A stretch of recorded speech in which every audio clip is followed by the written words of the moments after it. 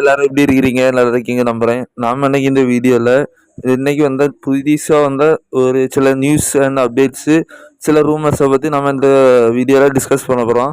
அதுக்கு முன்னால நம்ம சேனலுக்கு யாராவது புதுசா வந்திருக்கீங்கன்னா சேனலை சப்ஸ்கிரைப் பண்ணி பக்கத்துல இருக்க பெல் பட்டன் ஆல்ல போடுங்க.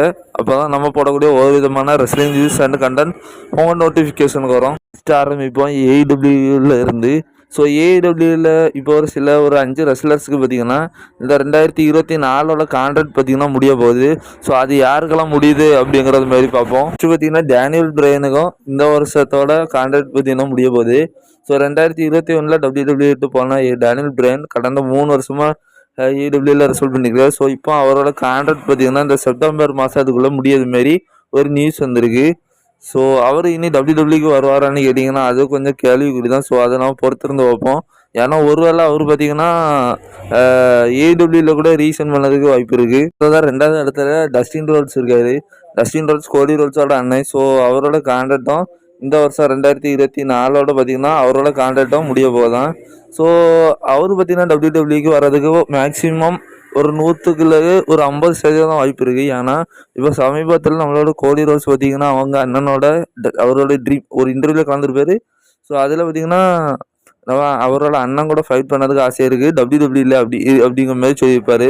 ஸோ அதுக்கு பதில் ட்வீட்டாக நம்மளுடைய டஸ்டின் ரோட்ஸும் ட்வீட் பண்ணியிருப்பாரு. ஏன்னா நீ நினச்சா அது நடக்கும், ஆனால் இப்போதைக்கு நடக்காது, ஆனால் ஃபியூச்சரில் நடக்குது வாய்ப்பு இருக்குது அப்படிங்கிற மாதிரி.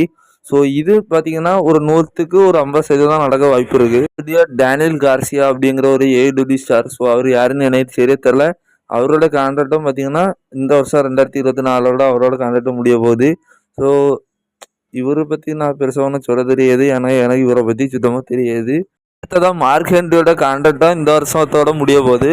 ஸோ இவர் பார்த்தீங்கன்னா வரதுக்கு வாய்ப்பு இருக்கா ப்ரோன்னா? ஸோ இப்போதைக்கு இவருக்கு ரொம்ப வயசாகிடுச்சு.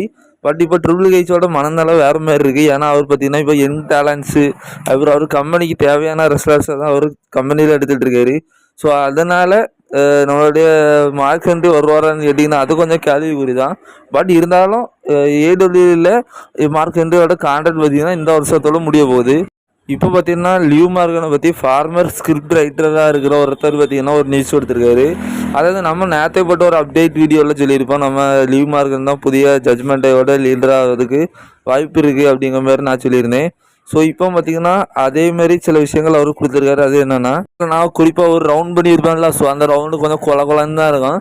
ஸோ அந்த ரவுண்டுக்குள்ளே இருக்கிறத நீங்கள் கொஞ்சம் வாசி பாருங்க. அதில் அவர் என்ன ப்ரிடிக்ட் பண்ணி வச்சிருக்காரு அப்படின்னா, நம்ம ரியல் ரிப்ளை பார்த்தீங்கன்னா டபிள்யூடபிள்யூக்கு ரிட்டர்ன் வர நேரம் லீவ் மார்கன் அவங்கள்ட்ட இருக்க எல்லாத்தையுமே எடுத்துருவாங்க. உதாரணமாக அந்த சாம்பியன்ஷிப்பில் இருந்து அவங்களோட ஃபேக்ஷனை கூட எடுத்துருவாங்க அப்படிங்கிற மாதிரி புரியுதா உங்களுக்கு? புரியலை அப்படின்னா நேற்றை நான் போட்ட ஒரு அப்டேட் வீடியோ. ஸோ அந்த அப்டேட் வீடியோ ரொம்ப இம்பார்ட்டண்டான ஒரு அப்டேட் வீடியோ.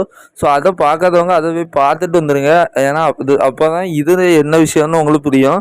ஸோ நான் அவுட்லைன்னு சொல்லிக்கிட்டேன், மற்றபடி முழுசாக தெரியணுன்னா அந்த அப்டேட் வீடியோ ஃபுல்லாக போய் பார்த்துருங்க.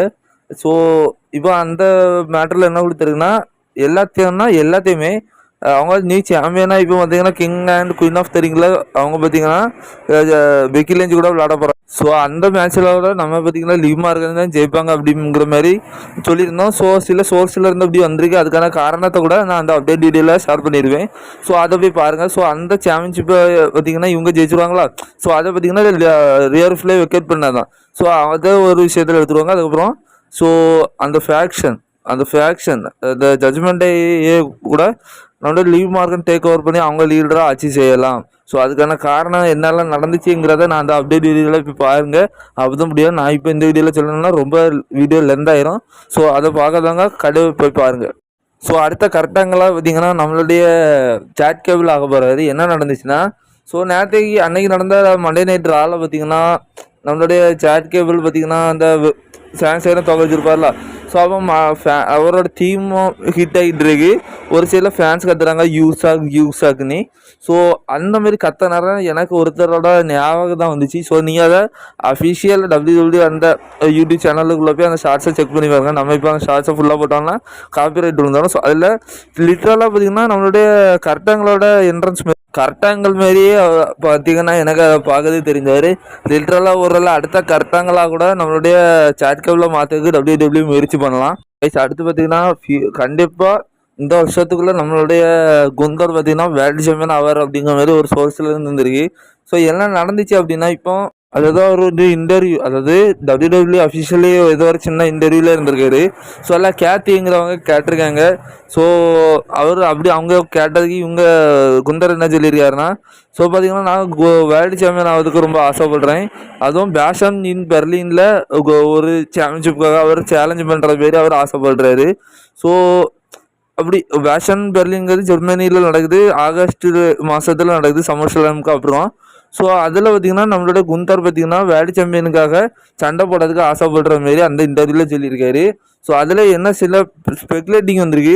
ஸோ அதில் பார்த்தீங்கன்னா ஒருவேளை அவர் சேலஞ்ச் பண்ணுற, அதாவது கிங் ஆஃப் த ரிங்கை டோர்னமெண்ட்டை வின் பண்ணுறவங்களுக்கு அந்த சான்ஸுக்கான வாய்ப்பு கொடுப்பாங்கன்னு நினைக்கிறேன்.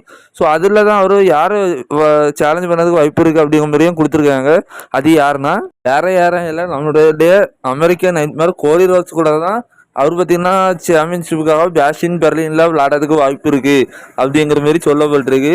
அப்போ டேமியன் பிரிஸ்ட் சேலஞ்ச் பண்ணலாமா? ஏன் உதாரணமாக இவங்கெல்லாம் இது பண்ணணும்னா டேமியன் பிரிஸ்ட்டுக்கு நம்ம ட்ரூ மேக்கின்டர் அந்த ஸ்டோரி லைன் இருக்குது, கிளாஷ் ஆஃப் த கேஷில். ஸோ அதுக்காக இந்த மாதிரி இருக்கலாம் ப்ரோ. இன்னும் பேஷன் பெர்லினுக்கு இன்னும் 3 மாதம் இருக்குது. அப்போ அது வரைக்கும் என்ன பண்ணுவாங்க அப்படின்னா வேற ஒன்றும் இல்லை, என்ன கொடுத்துருக்காங்க அதை வாசிச்சு பாருங்க. எஸ், அது வரைக்கும் இந்த கிங் ஆஃப் த ரிங்கை அவர் வின் பண்ணார் அப்படின்னா அதை வச்சு தான் சில ஸ்டோரி போகும். ஸோ அவர் கிங் ஆகிட்டார் அப்படிங்கிற மாதிரி சில விஷயங்களை பண்ணலாம். ஸோ இது மூலயமா அவர் வேர்ல்டு டைட்டிலுக்காக அந்த மாதிரி ஸ்டோரி லைனில் இன்வால்வ் ஆகலாம். பட் மேட்ச் பார்த்தீங்கன்னா அந்த பெர்லினில் நடக்குது மாரி அந்த மாதிரி நடக்கலாம். அதுக்கு முன்னே கூட அந்த சம்மர் ஸ்லாமோட குந்தருக்கு ஏதாவது ஒரு ஆப்பனண்ட்டை ரெடி பண்ணலாம். ஸோ அந்த ஸ்டோரி நம்ம பார்க்கலாம். ஸோ இந்த மாதிரி கொஞ்சம் நாளுக்கு போட்ட அப்டேட் வீடியோவில் சொல்லியிருப்பேன், நம்ம அஃபிஷியலாக WWE மெர்ச்சன்டைஸ் ஒன்று வெளியிட்ருக்காங்க அப்படிங்கிற மாதிரி.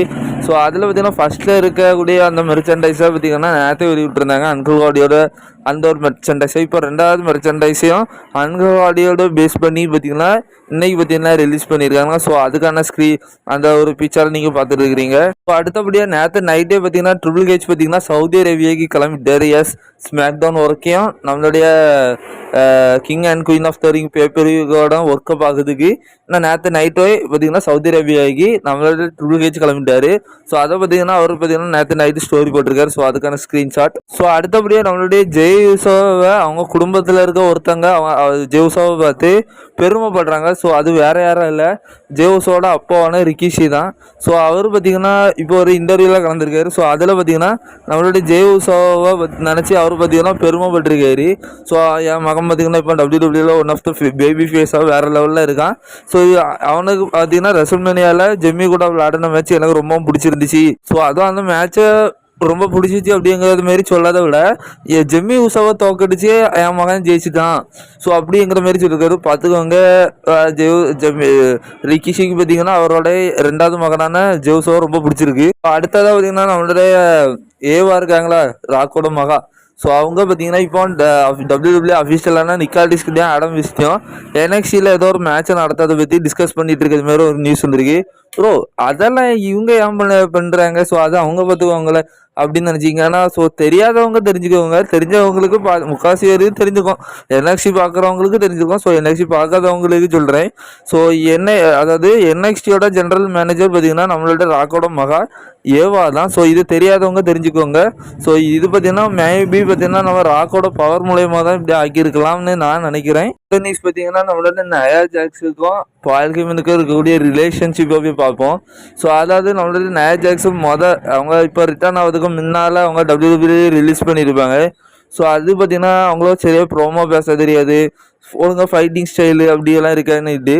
ஆனால் இப்போ அவங்க ரிட்டர்ன் வந்தப்போ உங்களுக்கு கொஞ்சம் வித்தியாசங்கள் தெரிஞ்சிருக்கும். ஸோ அது என்னென்னா அவங்க கொஞ்சம் ப்ரோமோ நல்லா வசிப்பாங்க. ஸோ அது பார்த்திங்கன்னா நம்மளுடைய பால் ஹியூமன் தான் அவங்களுக்கு கோச் பண்ணியிருக்காங்க, நீ இப்படியெல்லாம் பேசு அப்படி இப்படின்னுட்டு. பால் ஹியூமன் தான் நம்மளுடைய நயா ஜாக்ஸுக்கு கொஞ்சம் ஹெல்ப் பண்ணியிருக்காங்க ப்ரோமோ பேசுறதுக்கு அப்படிங்கிற மாதிரி சொல்லப்பட்டிருக்கு. ஸோ அது மட்டும் இல்லாமல் சில விஷயங்களில் இன்னும் பால் ஹெமன் நம்மளோட நயா ஜாக்ஸை டீச் பண்ணிட்டு தான் இருக்காராம். ஸோ இப்போவும் கூட பால் ஹெமன் பார்த்தீங்கன்னா அதாவது நயா ஜாக்ஸ் பார்த்தீங்கன்னா குயின் ஆஃப் த ரிங் டோர்னமெண்ட்டில் கலந்துக்கிட போகிறாங்க. ஸோ அதுக்கான சில விஷயங்களை பார்த்தீங்கன்னா இன்னும் பால் ஹெமன் பார்த்தீங்கன்னா நயா ஜாக்ஸுக்கு டீச் பண்ணிட்டு தான் இருக்கிறது மாரி நியூஸ் வந்திருக்கு. ஸோ இன்னைக்கான இந்த வீடியோ அவ்வளோதான். பிடிச்சிருக்கான்னு நினைக்கிறேன். பிடிச்சிருந்தா மட்டும் லைக் பண்ணுங்கள், ஷேர் பண்ணுங்கள், கமெண்ட் பண்ணுங்கள். அப்படியே நம்ம சேனலுக்கு யாராவது புதுசாக வந்திருக்கேன் சேனலை சப்ஸ்கிரைப் பண்ணி பக்கத்தில் பெல் பட்டன் ஆளில் போடுங்க. அப்போ தான் நம்ம போடக்கூடிய ஒரு விதமான ரெஸ்லிங் நியூஸ் அண்ட் அப்டேட் உங்கள் நோட்டிஃபிகேஷனுக்கு வரும். ஸோ அது மட்டும் இல்லாமல் கைஸ் 25ஆம் ரோமன் ரெயின்ஸுக்கு பிறந்த நாள். ஸோ அதை ஒட்டி நம்ம சேனலில் ரோமன் ரெயின்ஸை பற்றி ஒரு ஃபுல் ரெஸ்லிங் கேரி வீடியோ வரதுக்கு இருக்குது. ஸோ அதை மிஸ் பண்ணாமல் பார்க்க நம்ம சேனலை சப்ஸ்கிரைப் பண்ணி வச்சுருங்க. கரெக்டாக 25ஆம் காலையில் ஒரு 8:30 to 9:30 நம்ம சேனலிருந்து ரிலீஸ் பண்ண போகிறோம். நாளை கழிச்சு தான் 25ஆம்.